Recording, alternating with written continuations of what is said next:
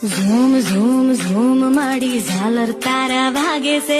Sorry 3 વાગ્યાના સમયે ઘડિયાળના 2 કાંટા વચ્ચેના ખૂણાનું માપ શોધો. આ આપણે છે કે બેચની અંદરમાં તમને શીખવાડેલો છે જ્યારે તમારી ઓફલાઈન બેચ હતી ત્યારે કે ભાઈ અહીંયા આપણે 12 પછી અહીંયા 3 છે, અહીં 6 આપેલા છે ને અહીં આપેલા છે 9.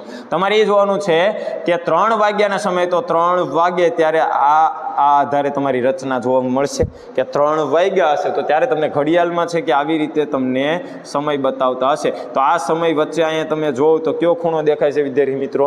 90નો. કયો ખૂણો? 90નો. એમ ખબર ન પડે તો સાહેબ વર્તુળનું ક્ષેત્રફળ 360 હોય. શું હોય? 360. 12 સભ્યો છે, 12 ખૂણા એટલે શું થશે? 12 ખૂણા બને તો સાહેબ 12 તેરીને 36 તો એક ખૂણો તમારો 30નો બને વિદ્યાર્થી મિત્રો. શું થશે? એક ખૂણો તમારો 30નો બને એટલે કે 12 ને અહીંયા છે કે એ 30નો ખૂણો બનશે. પછી અહીંયા 2 તો એ હવે કરી 2માં 30નો ખૂણો બને, 2 અને 3માં 30નો ખૂણો બને. રેડી?